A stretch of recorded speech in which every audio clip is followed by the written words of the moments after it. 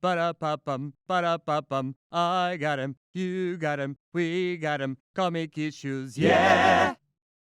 Hey guys, what's up? It's been a long time since I've done a mystery comic review, and for those of you that are new here or have never seen a mystery comic review, I have put all my comics into boxes, and they're labeled A through AZ, and each of those boxes has about 150 comics in it. So what you do is, in the comments down below, you pick a letter A through AZ, and then a number that's less than 150. And we'll put it on a wheel, we'll spin it, we'll pull that comic out together and review it. So yeah, let's get on with it, and let's see what we got here today. We got three. I had to go all the way back 3 months to see what the last numbers were, and we had three on there. We had W2, P58, and K12. So let's put them on the wheel and let's get them spinning, guys. Let's see what it is. Here we go. Spin it, spin it, spin it, spin it. Oh, W2 with the quickness. W2 it is. So W2 is what we're going to get. We'll be right back. Let me get the comic out. Alright, so I'm back with the comic. If you've never seen this sweet, sweet envelope, this is what I use to, so I don't know the comic and you don't know the comic, and we figure it out together. So here we go, guys. 3, 2, 1, and we're pulling. What do we got? Oh, 1602, little Neil Gaiman edition. I think it's Neil Gaiman. Yeah, Neil Gaiman. This is part 7. So it's got this guy here with the, thing coming out of his mouth. I know a little bit about this. This is kind of about the Marvel Universe goes back in time to 1602, and it's just stories back then. I have no idea what this is going to be about. I would imagine it's about a pirate who is in the silken trade, and he meets up with Jubilee, and they, I don't know, they have babies. So let's see if I'm right. Sorry if that's a spoiler, but we'll get to reading this, and we'll be right back with you.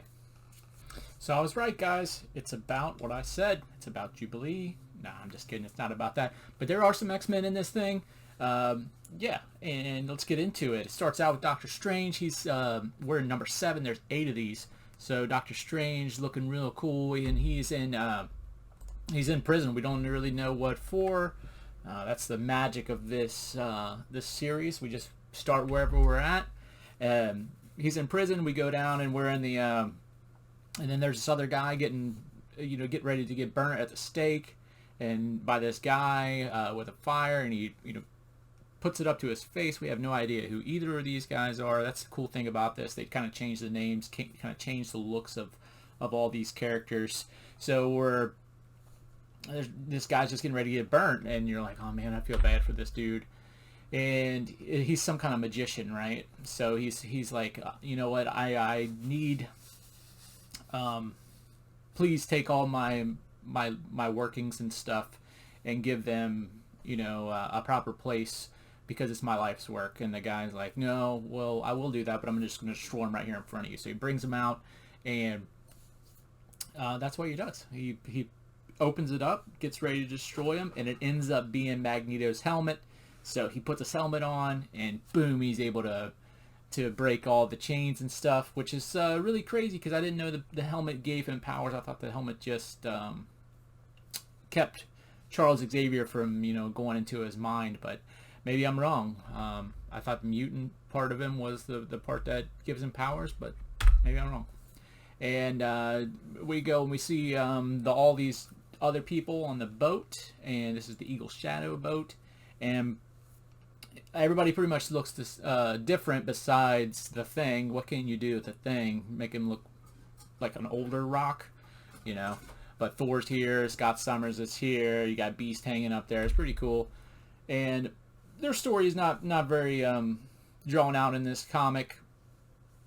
There's like 3 main people in this. There's Doctor Strange, or 3 main storylines. There's Doctor Strange's storyline, then there's the people on the boat, which is the X-Men pretty much, and then we got what's the other one? Magneto's storyline. So we're back to Doctor Strange's storyline. This little girl and an Indian comes, and they're asking for Doctor Strange not to be beheaded, And they said, no, we're not going to do that. And we go back to the boat. We got Jean Grey there. Everybody on the ship thinks that she's a captain, a male, but she's actually a woman. Something happened to her. She's bleeding internally. We got Carlos Xavier sitting here beside her, just helping her out. She ends up dying. We're back to Stephen Strange's storyline, and there is Peter Parker. The only reason you know this is Peter Parker because they call him Peter, and then you see the little spider up there, and you don't really know what's going on with him until later on in the book. But they end up putting Stephen's head on the block, and I think that he gets his head cut off, but we don't know because in the next couple panels we see here Clea, his wife, is coming to see him and gives him a kiss. And what is she actually kissing? She's kissing his severed head. How nasty is that? But she takes it, and they put it in a bag and take it with them, her and the little girl and the Indian. And we go back to the ship, and they say that Jean Grey wants to be put in the ocean, but Scott says, nah, we don't want to do that. So they fly her up. Johnny Storm flies her up in the air, and instead of him engulfing her in flames, Scott Summers decides, I'm going to shoot her with my laser eyes. I think his name is Somerset in this. And it's not even Carlos Xavier, it's Carlos Javier. So, yeah, they did a pretty good job with the names. He ends up burning her up, but lo and behold, she becomes the Phoenix. So that's how she becomes the Phoenix, and now Jean Grey's the Phoenix Force, and yeah, so that's the last we see of the Phoenix Force right now. And we go back, and now we're getting Peter Parker's story a little bit. King James is asking him, I don't really want to kill you. I want to kill your handler, Nick Fury. So you know what? They trust you. I'm going to have you infiltrate them for your life. Will you do it? And Peter says, yes, I will do it.